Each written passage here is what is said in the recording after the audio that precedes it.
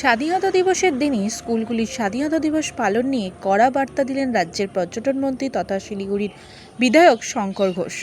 শনিবার দুপুরে সাংবাদিক বৈঠক করে তিনি অভিযোগ করেন কিছু শিক্ষা প্রতিষ্ঠানে স্বাধীনতা দিবস পালনের ক্ষেত্রে পড়ুয়াদের মধ্যে দ্বিচারিতা করা হচ্ছে। নির্দিষ্ট কিছু শ্রেণীকক্ষের পড়ুয়াদের অনুষ্ঠানে ডাকা হলো, অন্যদের ছুটি দিয়ে দেওয়া হয়েছে বলে তার দাবি। শঙ্কর ঘোষের বক্তব্যে ছোটবেলা থেকেই শিক্ষা প্রতিষ্ঠান থেকে পড়ুয়ারা নানা মূল্যবোধ ও শিক্ষা লাভ করে, সেখানে স্বাধীনতা দিবসের মতো জাতীয় গুরুত্বপূর্ণ দিনে এই ধরনের বৈষম্য পড়ুয়াদের মধ্যে ভুল বার্তা দিতে পারে, তাই এমন আচরণ কোনোভাবেই গ্রহণযোগ্য নয় বলে দাবি করেন শঙ্কর ঘোষ।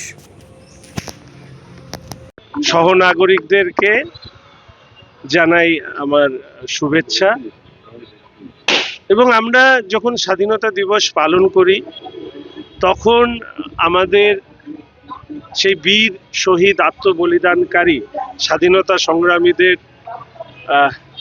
যে লড়াই, তাকে আমরা সম্মান জানাই, শ্রদ্ধা জানাই।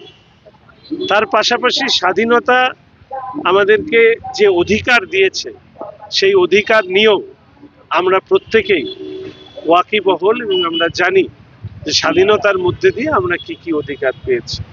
কিন্তু এই অধিকারের সাথে আসে দায়িত্ব এবং কর্তব্য। আমরা স্বাধীন ভারতবর্ষের নাগরিকরা তাদের প্রত্যেকেরই অধিকার সম্পর্কে যেরকম সচেতন থাকতে হবে, স্বাধীন ভারতের নাগরিকদের দায়িত্ব এবং কর্তব্য সম্পর্কেও সচেতন থাকতে হবে। তো আমি সেই আহ্বান জানাচ্ছি।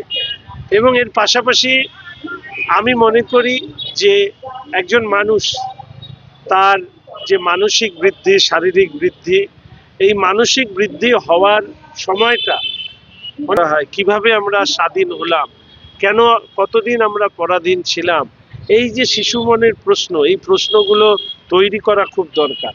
আজকে স্বাধীনতা দিবসের দিন আমি মনে করি যে আমাদের দেশের অভ্যন্তরে শিশু কিশোরদেরকে স্বাধীন ভারতবর্ষের ইতিহাসকে আরো তুলে ধরবার প্রয়োজনীয়তা আছে।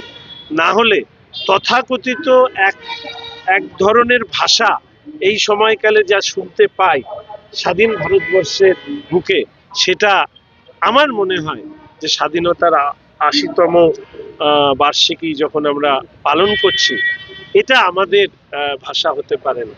ফলে স্বাধীনতা দিবসে আমার এই অনুরোধ এবং আহ্বান থাকলো যে স্বাধীনতা দিবস